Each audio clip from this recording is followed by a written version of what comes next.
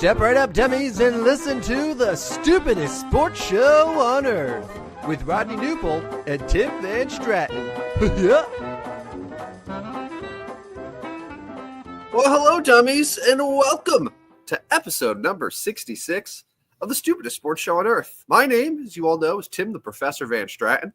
Alongside me is Rodney Newpole, back in his office. Rodney, happy Friday to you. How you doing? I'm good, man. How are you this morning? I'm good. You doing all right? Yeah, no, I'm good. Thank you. Thank you so much for asking. It's a great way to start the Friday, just checking in on the well-being of our co-hosts. No, I'm good. I'm good. It's a nice weekend of sports. PGA Championship going on, NBA playoffs, NHL playoffs. I think there's like a horse race, something. Preakness, something like that. I don't know. It's a Preakness that the ratings will drop about 300% since the Kentucky Derby winner will not be competing in it. Yeah, correct. That's going on. Not quite Indy 500 weekend yet. That'll be soon. So a lot of spring stuff going on here and early summer. So that's what I'm going to ask you: is Memorial Day, which is next Monday, is that the start of summer for you? That's an excellent question. It's fun. Like, it was so easy when you went to school. Yes. And you would know exactly when summer starts. Correct. And typically around here, I think school ends a little bit before Memorial Day. Yeah. So next week's their final week. A couple days before, kind of leading up to it. Okay. That's a great question. As an adult, I've never really considered this is the first day of summer. But if it were to be any day, I think it would have to be Memorial Day. Yeah. No, I don't necessarily mean what do you think first day? I don't more like grouping, like Memorial Day run or like summer runs, basically Memorial Day to Labor Day to me, right? You know what? Yeah. And I think that there's evidence that you're right there, because if you think about it, a lot of the movies that are coming out that are supposed to be, the summer blockbusters, they're going to come out Memorial Day weekend or right around that point. And then that's sort of hey, it's summertime. So yeah, I think you're onto something with that. So then we're going Labor Day to Thanksgiving is considered fall. Ooh, yeah. I would say so. Memorial Day to Labor Day, and then that to Thanksgiving. Yep. And then Black Friday through St. Patrick's Day is winter. Gosh, that's a long time. It's long. It's long. Especially here in Illinois. And then St. Patrick's Day to Memorial Day. Okay. All right. I think that's it. And honestly, forget about this is the first day of summer. Yeah. This is the first day of winter. I think our ideas are much better. Yeah. That's some of the dumbest. The first day, that's pretty dumb. Because we know temperatures. I don't care about a solstice, right? I don't care about a solstice. It's much easier just to be like, hey, Thanksgiving's over. It's winter now. Right. Okay. Sounds good. It's already cold outside. Yeah, right. Let's get to some sports talk on Twitter here. If you haven't joined us already, you can follow us on Twitter at Stupid Sports Show. No W on the end. We are not considering it X. It is definitely Twitter. I think you put this together, your first question on the day, and I'm going to say yes on this one. Yes. Yeah. Yes, the Minnesota Timberwolves can win it all. They certainly can win it all. Yeah, Rodney knows ball. T-Wolves in 5, as one of our favorite listeners, Dan, said very early on. I picked the T-Wolves to win this series against Golden State. You did not, correct? Or did you? Let's see. Timberwolves. I got my paper right here. Yeah, you have your paper. Let's see. I'm glad that you took diligent notes during the show, so that way you couldn't change your take if it was convenient. I took the Warriors in 7. You took Minnesota in 7. Why did I say? Okay, well, this is also assuming that Steph Curry is playing. Nevertheless, the T-Wolves move on. Second straight Western Conference Finals trip, which is exciting for T-Wolves. This never happened. And I saw a great stat. This is the first playoff series that the T-Wolves won where they were a favorite since 2004. Right. Right. Yeah, Good stat. that's wild. That's pretty sad, pretty wild. But I mean, now we're talking back-to-back Western Conference finalists, which is impressive and something not a lot of people are thinking or talking about. And yeah, they have a legitimate chance. And the Thunder are going to be quite well. Who knows if it'll be the Thunder, but the Thunder are going to be worn out. Denver is absolutely pushing them to their final limits, and maybe more. I mean, I'm not convinced Oklahoma City wins Game 7. At home, I think they probably will, but like it's Jokic. Like he may just decide I want 50 and 20, and just do it that way. Yeah. Denver's whole thing is okay. You know, Jokic is going to produce, but are you going to get your role players around him to really step up? That was the thing that absolutely killed them in Game 5, where Jokic was doing everything. And the team that wasn't named Jokic in the fourth quarter went something like 1 for 15 and went a long time without scoring. Like that was their killer there. But yet in Game 6, we see a better performance from Michael Porter Jr. Jamal Murray had 25. Christian Brown, your boy, had 23 and 11. He was huge for them. So that's the key. But I just trust the Thunder's supporting unit a little bit more, especially at home. Right. That's but not to get away from the Teals, but I just wanted to throw that out there. But as far as where Minnesota stands, either team that they're going to face is tired. I think Denver would especially be tired because you also remember they went to a Game 7 in the first round against the Clippers. So that would be back-to-back Game 7s for Denver. Minnesota has taken care of both their series in 5 games. Anthony Edwards now has a longer window to heal that ankle, which at first looked devastating, and then about 20 minutes later, he's back on the court. Right. He's amazing. So, I got to say, man, Minnesota just – and especially if Julius Randle is going to continue averaging 24 points a game in the playoffs, that changes the whole dynamic of the team.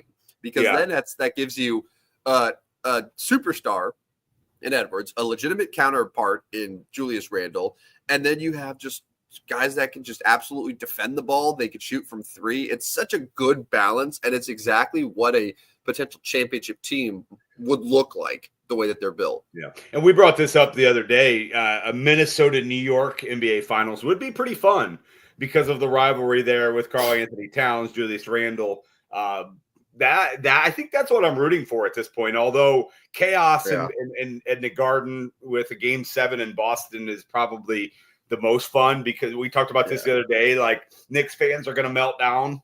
I mean, if they lose Game 6, they will melt down. And then, like, are people overlooking the Pacers? Like, can they win it all? Let me ask you that. Can the Pacers win it all? Pacers, I think, have proven that they could beat anyone. Yeah. Will they? We'll see. But, like, the Pacers are super deep, and they're well coached. And, there was something on Tuesday that I totally forgot to mention about the Pacers, and it blew my mind here. And I don't know if you saw this already, but the Indiana Pacers since 1990, so this is 35 years, have made the playoffs 27 times. Oof. It's the second most in the NBA, behind only the Spurs in that period. So in my entire lifetime, the Pacers have made the playoffs more than all but one team. And I probably would think about the Pacers and be like, okay, I remember the concept of Reggie Miller, and then I remember a couple of years with Paul George where they would lose to the Heat.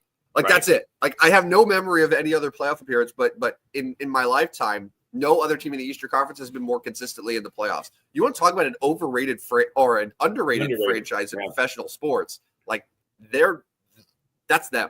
Yeah.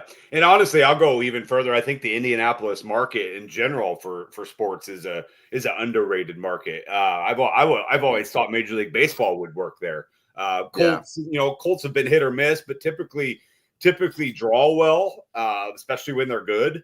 Obviously Peyton Manning and Andrew Luck help with that, I think. Right. Yeah, for sure. But obviously the Fever have, and there's a reason for that, obviously, with Caitlin Clark, but yeah, no, I agree with you. The Pacers have been underrated. Dan's got a great question here, and we're kind of going back and forth with a lot of NBA topics.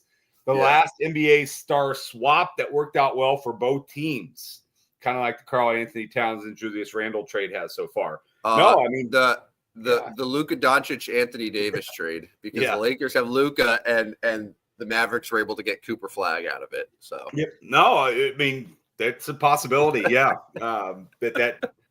but I mean, what if the Lakers lose in the first round next year? Well, then let's have that conversation next year. But for now, yeah. But no, and all kidding aside, yeah, I would have to go back and think, because there are certainly sort of these star for star deals. Yeah. Where it's paid off. But also, Dan, where you're looking at this trade now through the lens of Julius Randle was already a star going in. He was not. He was someone that Knicks fans, I think, at that point could not wait to get rid of, because he couldn't stay on the floor. And the Knicks were proven to be much better with him not playing than him with playing, because he was super inefficient. He was just a guy that wasn't considered a winning player. Now, fast forward a year from now, and maybe it's a different him. It's just a different team, whatever you want to call it. Like, Julius Randle has then become that type of player. So, yeah, that's good. That's something to think about. I want to do a little bit more research into that before I just give you an answer. Yeah, and I mean, a lot of times it comes down to, like, okay, what coach is pushing the right buttons for that player, and obviously Chris Finch must be pushing those buttons for Randle. He has to be the most underrated NBA coach, right? Yeah, and I mean, I'll throw Rick Carlisle out there. I mean, that guy's won a lot. Yeah. He has, and he has a title. He has a ring. But yeah, Rick Carlisle, I think, in the conversation of the longtime NBA coaches, absolutely. Yeah. But like, Chris Finch is someone that people, like, NBA fans, still don't know what he looks like. No, for sure. If Chris Finch walked into your office right now, no name tag, no like Timberwolves warm up or whatever, just walked right in and he said, "Hey, Rodney, how's it going?" Would you be like, "Oh my God, you're Chris Finch"? Well, Chris Finch? No, probably not. No, probably not. And then you got an Adelman there in Denver, and I think that's what people didn't realize when Mike Malone was let go. Like, okay, it's not like you've got you've got a no name here. I mean, I know this Adelman is younger than, and he hasn't been around, but like, he probably knows ball. He was born holding a clipboard with a whistle around his neck. Right. He probably knows ball, right? Like, he's not just some scrub. And so obviously Denver struggled down the end, and I'm not blaming this on Michael Malone, but maybe Denver was right there that they needed a change. Yeah. Yeah. Especially if they beat OKC. Like, if that team is in the Western Conference Final, there's no one that can be upset at them for the decision they made. It was stunning they did it. Yes. It was stunning, but stunning doesn't necessarily equate to wrong. Right. No, I agree. I want to get to some hockey talk here. Yeah. The Oilers. So your question, the Oilers-Panthers rematch. Well, Edmonton is in. No, they're not. They're not in yet. No, they're in. They are in. Yes, they clinched that. It's Dallas that's not in yet. So there's one series in each division or conference. Maple Leafs, Panthers tonight. Game 6 in Florida. I'm giving that nod to Florida. I just don't see how Toronto is going to bounce back and win that one. I'm taking a page from your book here. You were spot on in seeing the Warriors after 2 games.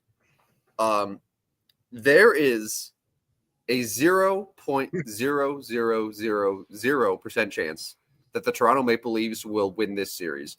I don't want to speak on behalf of Game 6, and you know how puck bounces go. You know how that goes, Rodney. It's hockey. Anything can happen. But there's 2 games, and there is no universe in which the Toronto Maple Leafs win one of those 2 games or win both of those 2 games. It's not happening. It's not. 0.0000%.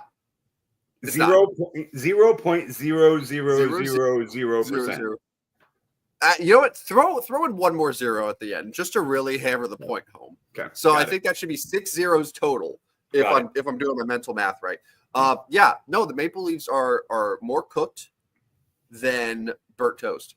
They're more cooked than anything. Like, it's over. I'm sorry. It's over. I'm gonna side with you here. I think Florida wins this series. Well, I had them in 6, and I think they win it tonight in Florida. Toronto to go to Sunrise and bounce back and win seems like too big of a task. But then on the other side, I did want to mention, listen, I am still riding with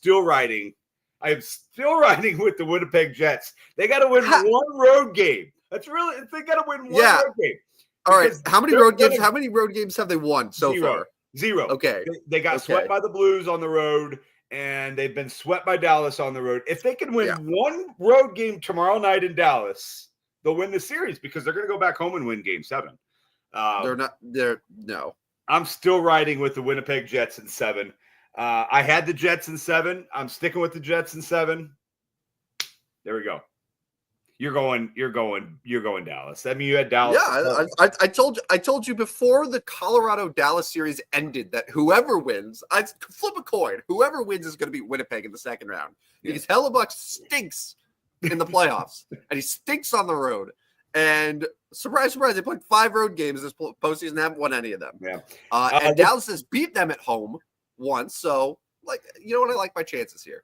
Let's evaluate our hockey picks here in the second round. So our buddy Dan, who has been listening here, he had Dallas in 4. He's not going to be right, but he could be right on the team. So good work there, Dan. You had Dallas in 6. Yeah. So it's a big game for you tomorrow night. I have the Jets in 7. Oh wow, yeah, it's coming down to it. It's coming down to it right now. I'm just saying Saturday night. Dan, I'll give Dan a lot of credit here. He had Oilers in 5 over Vegas. You and I had he nailed it. We nailed it. Yeah. We had Vegas in 7. We did not nail it.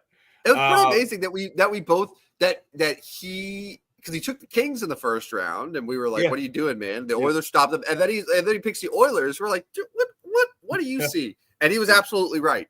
Vegas had no chance. The Oilers are really, really good. They are good. I have Florida in 6. Here's my chance. I got a chance to nail this one.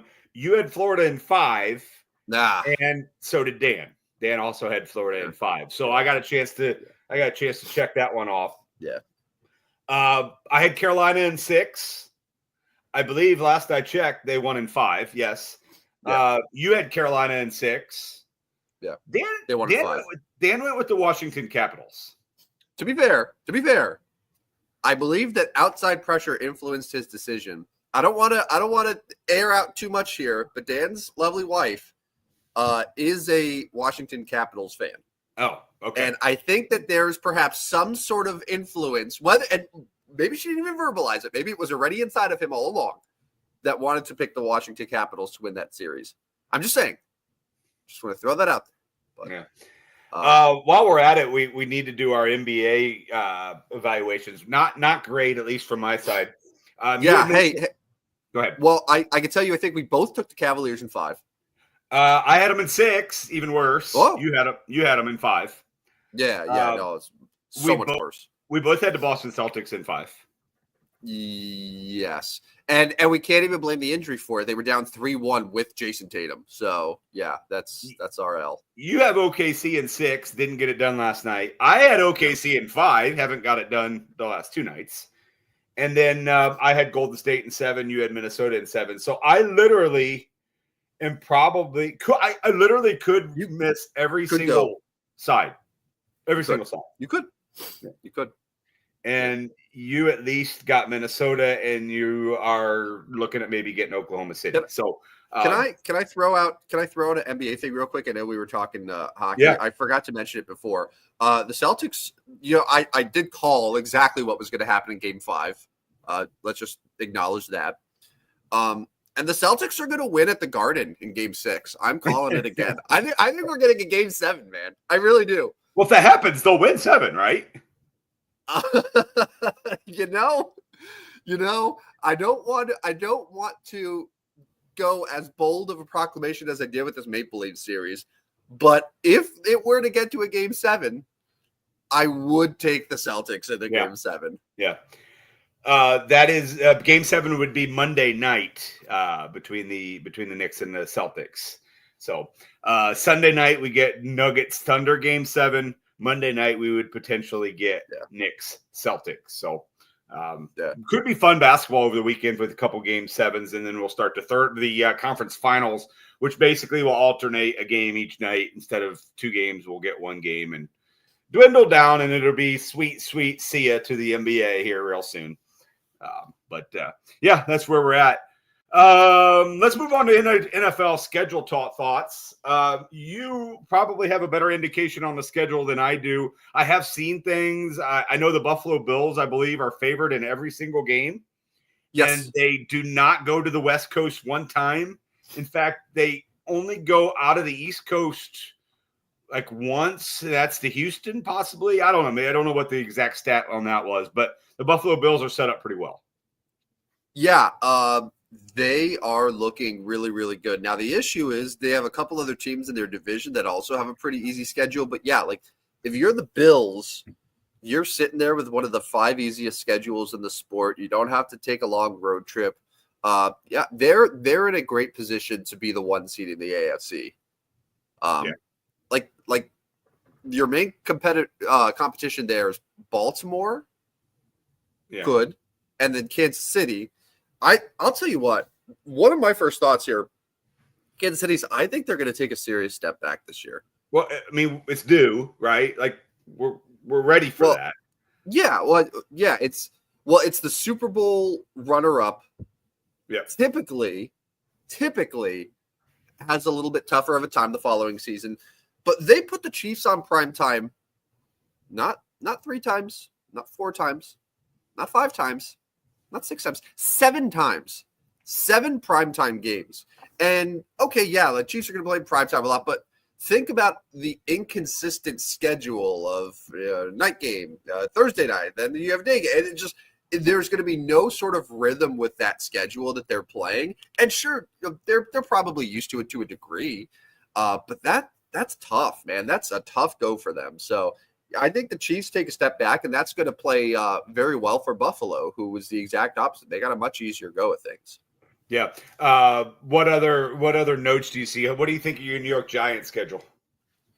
I think that life is unfair. I think that the schedule makers are cruel and unjust. Everyone knew that the schedule was going to be difficult based on just the opponents that they were playing, but it's absolutely mind-boggling to me that the New York Giants, who won 3 games last year, end up with the hardest schedule in the NFL. Doesn't make sense. No, and actually and I have the teams that have the top 5 hardest schedules here based on like projected win totals of their opponents. The Giants are number 1. The Browns are number 2.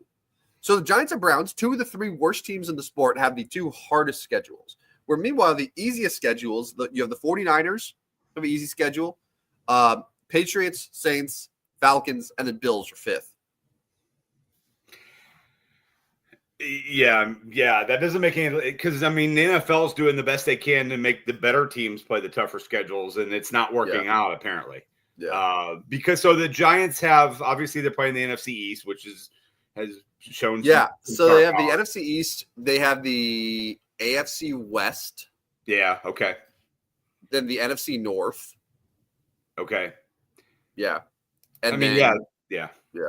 And then last place from the other 2 divisions, which includes San Francisco in the West, and then the South, which is who was last in the South this year?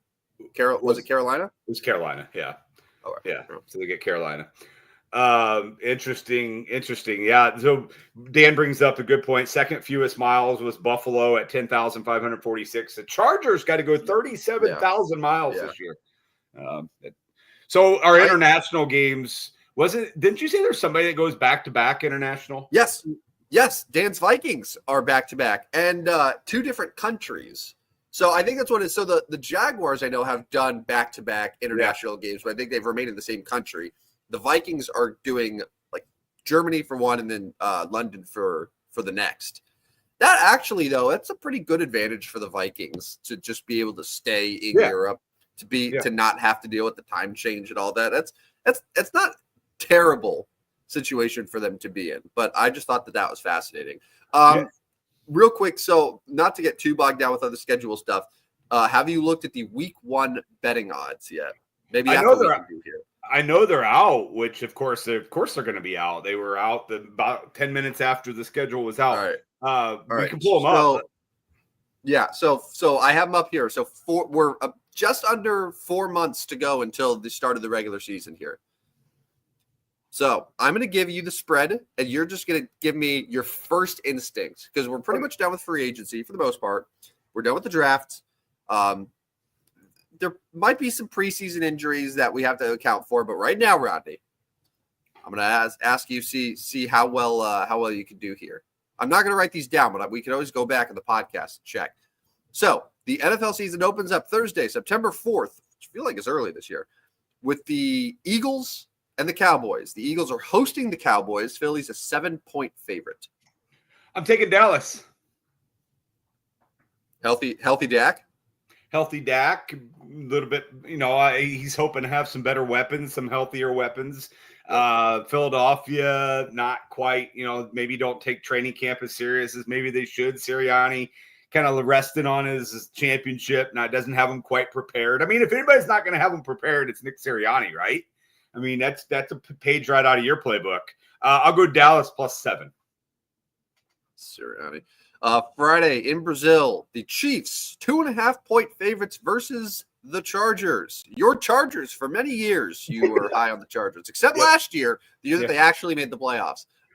Who you like here? 2.5. I'm gonna take the Chargers. I'm gonna take the Chargers straight up to win this one. I'm with you on the fall of the Kansas City Chiefs.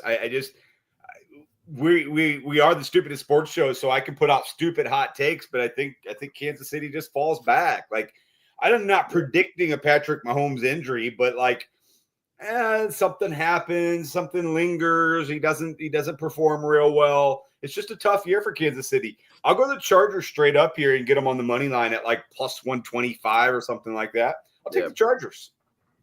Yeah, they're +135 based on the odds. So yeah, I'm with you on that one, man. The Chiefs didn't play particularly well last year. Mahomes wasn't very good, but yet they just won games because of reasons. All right, now we're on to Sunday. So Giants at Commanders, Washington -7.5 at home. I'll take Washington. I'm taking the Giants to cover. No, okay. All right. No, that's fair. Bucks 1.5-point favorite at the Atlanta Falcons. I'll take Atlanta at home in this one.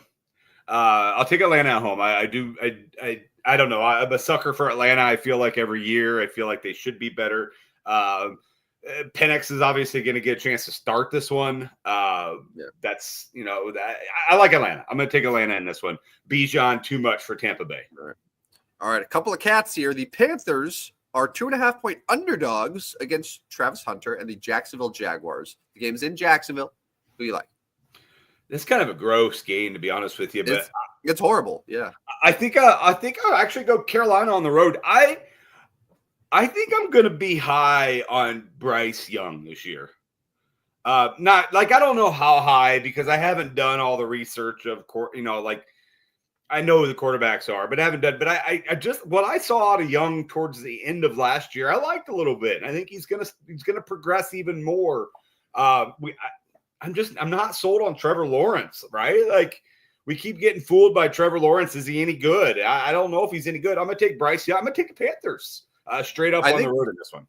Trevor Lawrence might end up having one of those careers where he somehow makes more money than any other quarterback in NFL history, despite never being good. Yeah, no, I agree with you. I don't know how good he is, and I certainly don't know how good Jacksonville is. So I get it. Carolina's bad. It's not like I'm saying Carolina's great here. I just like Carolina. I think they're going to take them on the road here. All right, Dolphins at the Colts, the underrated Indianapolis sports market. The Colts, Indy's a 1-point favorite at home. Yeah, I mean, who's gonna? All right, how about this? Who's gonna start at quarterback week 1 for Indy? Yeah, that's a great question, and that's probably why I'll side with Miami here right now in May, as a slight underdog.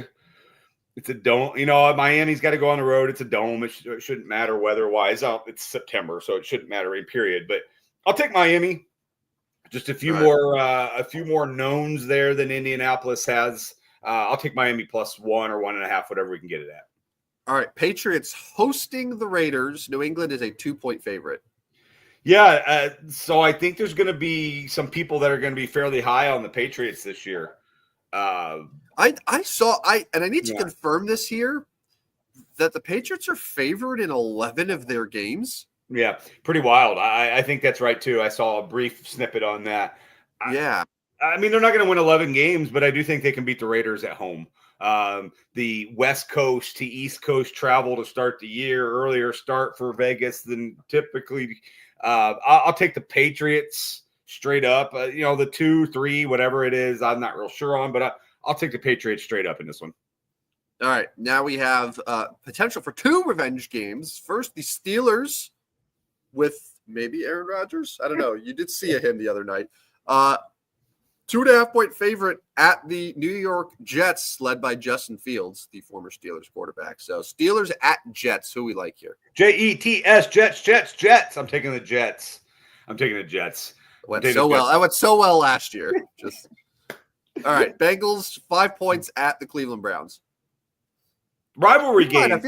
I feel like the Bengals play so bad against the Browns though. Yeah, but I have no idea who the Browns are going to throw at quarterback. Not this year. It's Joe Burrow, Jamar Chase's year. Not the one thing they understand. The one thing Cincinnati has to understand. You have to get off to a better start. You can't be 4-6 or 3-5. You have to win these games early. Cincinnati plays a little bit better this year to start the year. I'll take Cincinnati at home or wherever on the road. Yeah, they were like 2-5. And you can't do that. You can't. No. Cardinals are a 4.5-point favorite at the Saints. There's a lot of people that think that the Saints are in the conversation to be the worst team in football next year, especially now Derek Carr's retired, which we haven't really discussed yet. But that's a quarterback room that's Tyler Shuck, Spencer Rattler, or Jake Hader. Yeah, not good. It's terrible. So yeah, who do you like here? 4.5-point Cardinals road favorite. I'll take Arizona. I'll buy into New Orleans being horrific. Arizona is another team that I think needs to show how much better they've got, if they've gotten better. Kyler Murray, another big year for him. I'll take Arizona getting off to a good start, winning at New Orleans. And I could probably buy into the Saints being the worst team in football. I probably could. Do a little more research on that, but I'll take Arizona. I think they're going to be bad. 49ers at Seahawks. I feel like we don't normally see these teams play each other in week 1 of the year. Normally we get 49ers Seahawks much later. Right. But we're starting with it. I don't have a problem with it. San Francisco is a 1.5-point road favorite. So going to Seattle as a favorite. I keep going back and forth on how well I think San Francisco is going to do. But they're playing a last place schedule. It's the easiest schedule in the league. Surely they'll bounce back. I would imagine McCaffrey will be healthy. So where do you like here? Yeah, I'll take San Francisco on the road here. Kind of a motivational summer / early fall for them. Hey, we're still the team to beat in the NFC. They can say that. We are still the team that can get to the Super Bowl. I think they get off to a good start. They have a good camp. They have a good summer and they're more talented than Seattle. I think they can win this game. Weather will be pretty neutral in in September. It shouldn't be too much of an issue. I'll take San Francisco on the road here. All right. We have 5 more. Tennessee at the Denver Broncos. So this is potentially Cam Ward's debut. Going to Denver. It's not an easy place to play. Denver's a 7-point favorite. So one of the larger spreads of the week 1 slate. I'll take Denver. Rookie quarterback, first game. Denver's probably not a great spot for him to play first game. I think they're going to be pretty decent offensively. You're going to have a good crowd there. A lot of history in Denver. Yeah. I will take Denver to win this one pretty easily. I'll take the Broncos. All right.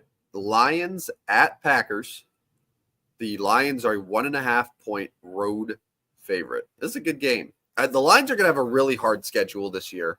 As high as I was on the Lions last year, I still think that they'll be competitive. But I wouldn't be shocked if the Lions take a step back, especially with new coordinators coming in. It is a very tough. You look at the first 7-8 weeks of their schedule. It's daunting. Yeah. And they don't get all the turf games that they had last year. They had a ton of turf games.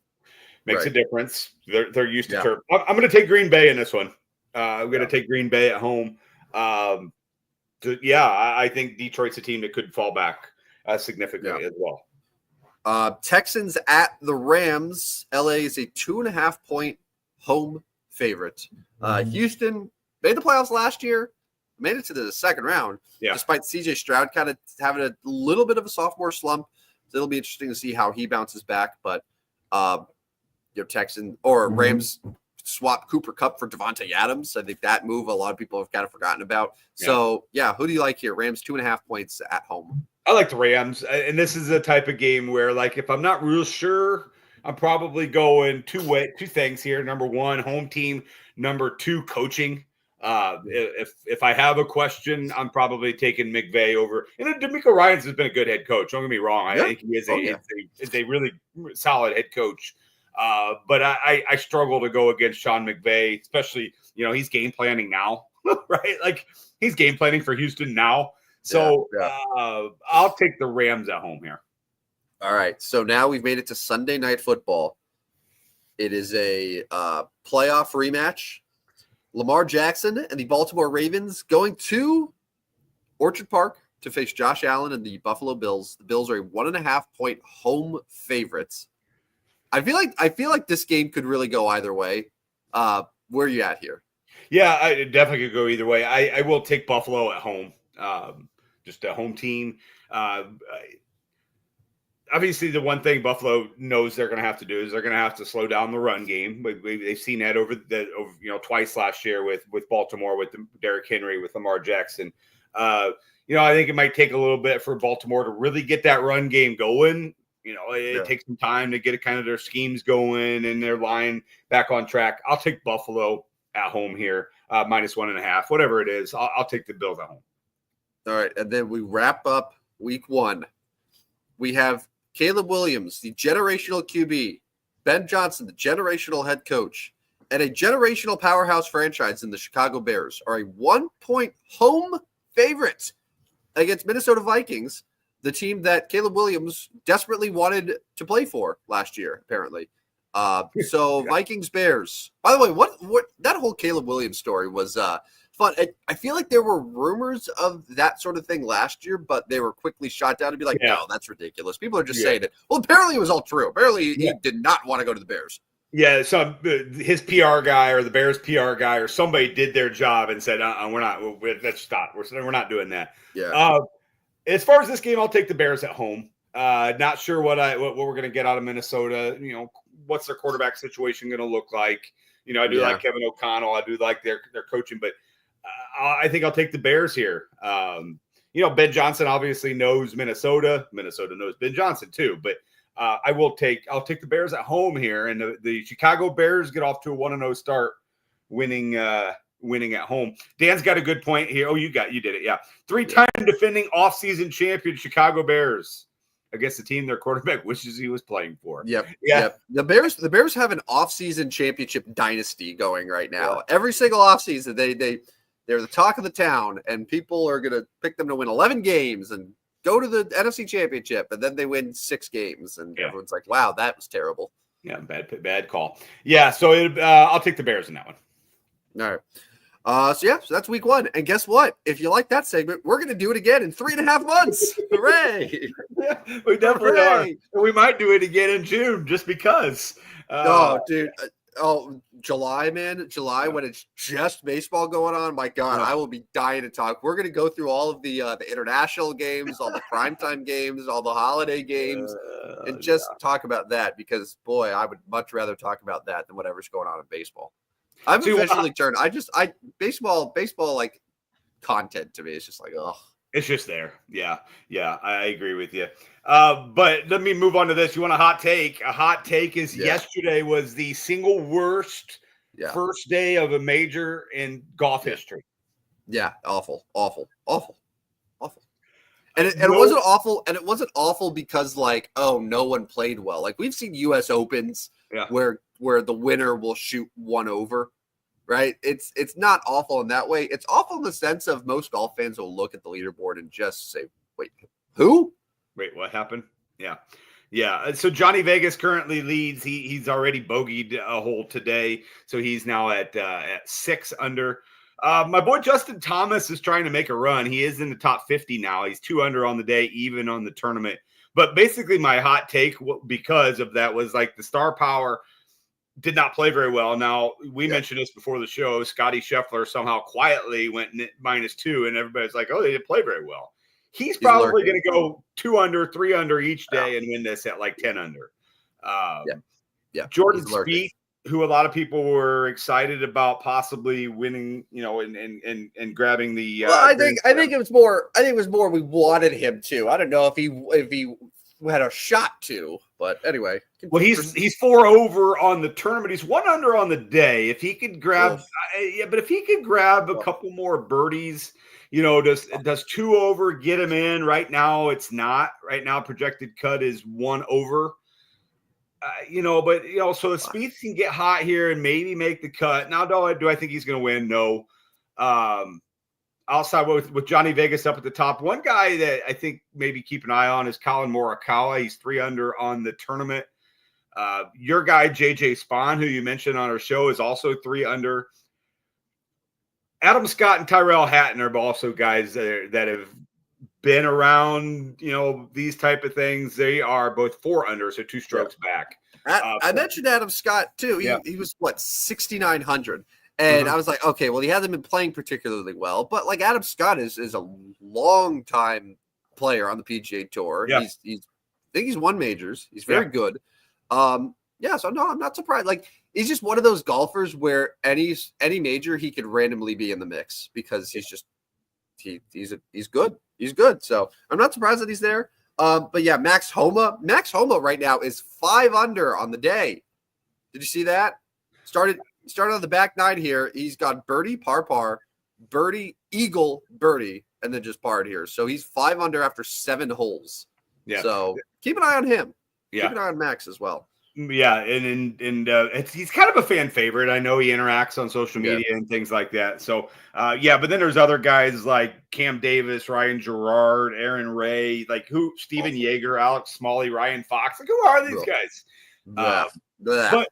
But like going to the star power, like Rory McIlroy put himself in day 1 in big trouble. He went 3 over. Now, can he rally back? Yeah, absolutely. But going 3 over, not great. Jason Day, Ricky Fowler also didn't do themselves any favor. Brooks Koepka looks like he's cooked. So, you picked Rory. Obviously, you probably don't like that pick right now. No, I don't. Thank you for asking. I think he can still make the cut, but winning is going to be tough, man. He's going to have to put some low scores on a course right now that I'm not really sure is built for crazy low scores. I don't know. I don't see that. Yeah, he's probably going to have to. Do you have our lineup? Do you have a lineup readily available? I'll pull it up. Rory's probably going to have to go like 4 under, 5 under, 5 under to have himself a chance. Because I mean, what are we looking at right now? The cut line right now, it's very early, but it's sitting at 1 over. Yeah. I guess to win the event, you're probably going to need close to 10 under. Like Johnny Vegas was 7. He's not going to finish. He's not going to do that every round. But yeah, let me pull up our. It's not good.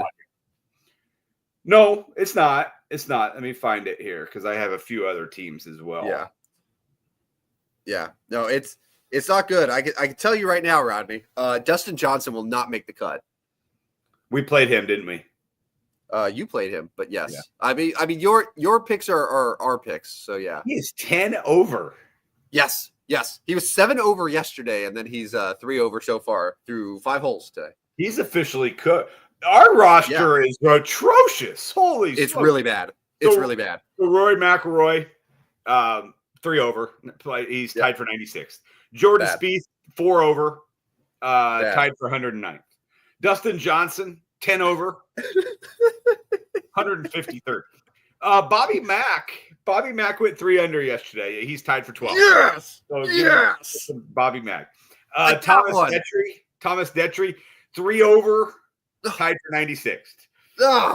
And my guy Matthew McCarty went 1 over yesterday, which doesn't kill him. He's even on the round today, so he's 1 over, flirting with the cut line. So we may potentially have 2 guys that make the cut. Because Dustin Johnson's cooked. Obviously, we need Rory, Jordan Spieth, and Thomas Detry to make a run today. Maybe 5 guys if they could make runs. But like we're likely going to get 1 for sure. We're borderline 2, and then the other 4 are like, well, 3 are like, we really need a lot of help, and 4 is the 6th one's done. No. At our best case scenario, sounds like it's like 3 for 6. It's not going to cash. No. Bobby Mack's going to have to win this event to give us any chance at 3.57%. My guy McCarty did just birdie, so he is now 50th. He's even. So there's a guy. I would be really happy if McCarty made this cut, and if we ended up with 2 guys, that way I could say, okay, you had Bobby Mack, I had McCarty. We both stunk from there. Yeah. But Dustin Johnson. Just focus on those guys. Don't look at anything else. Okay, you get 3 guys to make. You get 3 guys. They have to make the cut, and you get 1 right. And we're focusing on that. We're focusing on that. Yeah. But anyways, I do have a decent FanDuel team, by the way. I can throw that out there. How the hell is Dustin Johnson so bad now? Like, I'm telling you, man, it's live. Like these live guys are just cooked. They're cooked. Like if you are playing for live and you are older than like 30, it's over for you. Yeah. So real quick on my FanDuel team. So FanDuel kind of the way their pricing was, you have an opportunity. You could really go stars and scrubs because their pricing is a little bit not as top heavy, and the bottom is quite a bit lower. So here's this roster. I was able to put Rory, Scotty, and Oberg all on the same team. So obviously Rory's struggled for me, but Scotty and Oberg are both 24th.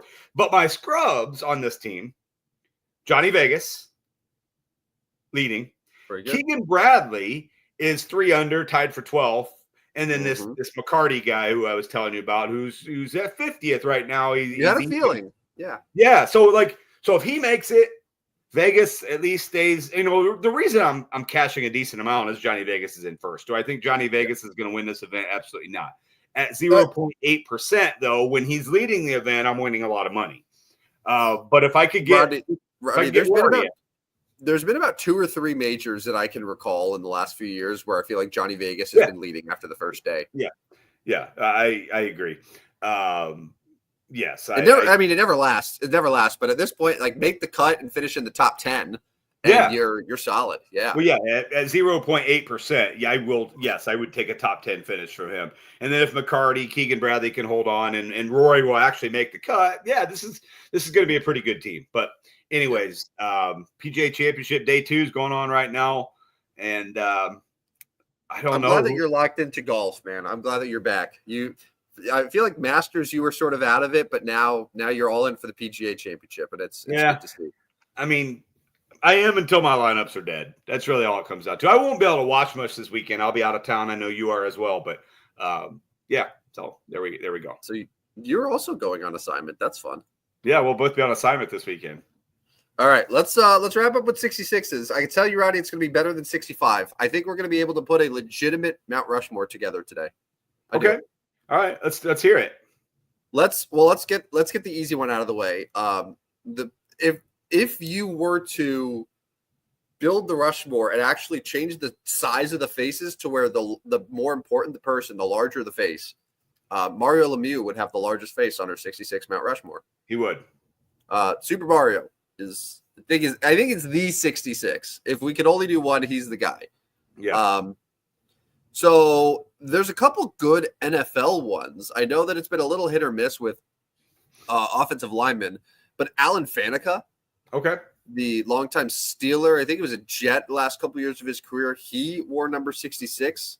Ray Nitschke, who's a legendary linebacker for the Green Bay Packers, back in the 60s and stuff. He was also number 66, which you don't really associate with linebackers, a number in the 60s. Right. No, for sure. Yeah. And then Tom Nalen technically is the best one. He is a 2-time champ, 5-time Pro Bowler, a center who spent the bulk of his career, I think his entire career actually, with the Denver Broncos, 94 to 2007. Tom Nalen there. So that's 3 pretty strong two offensive linemen that are really good. You have Ray Nitschke, you have Mario Lemieux. No one in the NBA, obviously, at 66. Baseball, I mean, it might be Yasiel Puig. Yeah, who's playing in the PGA Championship, by the way. I did see there's a Puig. Yeah, I could not tell you any other Puig in my life besides Yasiel, so I assumed that it was him as well. That would be amazing. That was you did mention that yesterday. What is his name? David Puig, I think. Sure. Yeah, we don't know, but yeah. So where are we at? So we're at with Super Mario, Ray Nitschke. We'll go Yasiel Puig. Let's go. All right. So one other baseball one, real quick, is Tanner Scott. Pretty good reliever, currently on the Dodgers here. I would say, if this is me, and you can feel differently, I would say Super Mario. I would go Alan Faneca. I would go Ray Nitschke, and I would go Puig, because Puig is like the second 66 that comes to mind for me before I started doing this research. Yeah, I think that's a decent one. I mean, we've had better, but we've had a lot worse. I think that'll suffice. I think that suffices. I mean, yeah. So like 20 years from Yasiel Puig, how many years was he actually good? Like, obviously very eccentric and, well, he only played 7 seasons. Yeah. Which is crazy. Like 2013, he came up, and then his last year was 2019 that he split between Cincinnati and Cleveland. And that's it. Yeah. Then he was done. Okay. Crazy. Okay.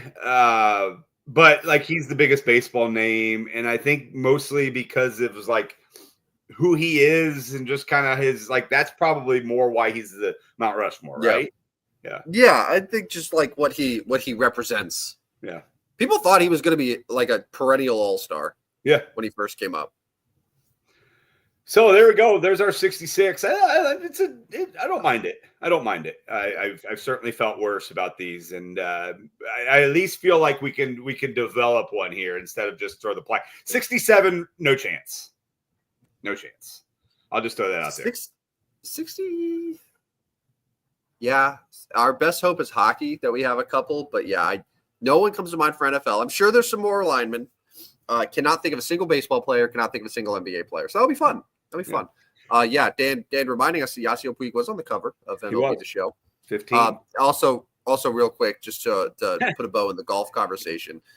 So Hunter Mayhead's quote about Quail Hollow. I guess I would say Quail Hollow is like Kardashian. It's very modern, beautiful, and well kept, but it lacks a soul or character. Hunter. That's funny. Yeah. Quail Hollow keeps getting all these big events too. I don't know. I mean, I'd never been there, so I don't know. But I mean, Charlotte, I don't know. I don't know what to think about Quail Hollow. Obviously, Rory, I thought, was going to like it, but didn't after day one. So we'll see if he. Yeah. Well, I can tell you this: it's better than last year's PGA Championship in Louisville, for obvious reasons. Yep. Yeah. We are at the anniversary of Scotty going to jail. I think it was round 2. So I think it was a Friday. Yeah. Friday it was morning. Yeah. And that's it. He also had a baby around this time too. So quite a year for Scotty. Oh man. Yeah. Scotty Scheffler. I think he might win. I'm not putting it past him. Yeah. I mean, going 2 under on a day where everybody was like, oh, they weren't very good. He was so bad. Yeah. Yeah. I mean, because if he goes 2 or 3 under today and he's at like 5 under, he's going to be right there. I find it hard to believe that anybody will be better than 10 under by the end of the day. And I think that's even a stretch. I think the leader today is going to be 7 or 8 under. And Scotty's going to be right there. That's crazy. That's crazy to think. And I don't know if his 2 playing mates are going to make it. Rory, Yeah, Shoffley ended up 1 over, right? Yeah, not playing all that well. He had that injury, and he's just okay. He's just okay right now. Like, he's a great player, but just okay right now. Yeah, we'll see. Anyways, hey, so our Substack is still rolling. Make sure you sign up there. Get your money at Substack. It is free to sign up for. Today's picks are going out around 1 o'clock, so you got a chance to sign up today and get today's picks. Again, if you don't follow us on Twitter, do so right now. No W on the end. Stupid Sports Show on Twitter. We'll have content there as well. And that's about it for the show. We're right up at an hour today. Good work. Yeah. Good Yo, a good, healthy show. Lots of stuff to talk about. We did. We were able to, give our takes, but we were efficient as well. We didn't stay too much on one thing, which I think is really good. I mean, nobody wants to hear the same thing over and over. So, 67 on Tuesday. We will have the Eastern Conference and Western Conference finals in both hockey and NBA. Yeah. So we'll actually there's a chance that they'll already be starting, but we'll make our picks for those because that's what we do. We can finalize the PGA Championship. What else is coming? I mean, now it's going to start being NBA draft talk. Cooper Flag's going to go first. Yeah, I think that's a hot take, and Dylan Harper likely going to go too. But I don't know how much we want to talk NBA draft, but then, gosh, we're going to get June, and we're going to be college football talk. They are. So you know how insane it is that like the NFL draft combine gets multiple days of coverage and everyone's talking about it. Did you have any idea the NBA draft combine already happened this week? Yeah, I did. I've been doing a little bit of. I'm not following it closely, but I know a little bit about what's going on. But yeah, no, I did know that, and it already happened. It's done. Yeah. There's some guys. Yes, because by May 28th, they've got to decide if they're staying in the draft or those that kept their eligibility. They have until May 28th to go back to college, basically. So here 12 days, we'll start figuring out who's going back and who's staying in. And the portal's been crazy because some of those guys are in the portal and in the draft. And then when they come out of the draft, now they're a free agent to the college teams. Yeah. It's wild. The sport's in a great spot. It's sure I would change nothing. So. Yeah. I mean, it's relevant more. It's a 12-month relevant sport now. You can't say that before because college basketball ended and nobody really talked about it for a couple months. Now we're still talking about it because guys are going to different places. There's good and bads. I mean, there's a lot more bad to what's going on, but there's some good for excitement and development of the sport. Yep. All right. Well, let's get on out of here. This was a good show. For Rodney Newpel, this is Tim, the Professor Van Stratton. We'll be back Tuesday night to talk about whole lots of things, NBA, NHL, PGA Championship, just whatever you want to throw at us because we're versatile, we're adaptable, and we can handle everything here on the Stupidest Sports Show on Earth. So have a great weekend, everyone. We'll talk to you next week. See you guys. Yeah. Step right up, dummies, and listen to the Stupidest Sports Show on Earth with Rodney Newpol and Tim Van Stratton. Yeah.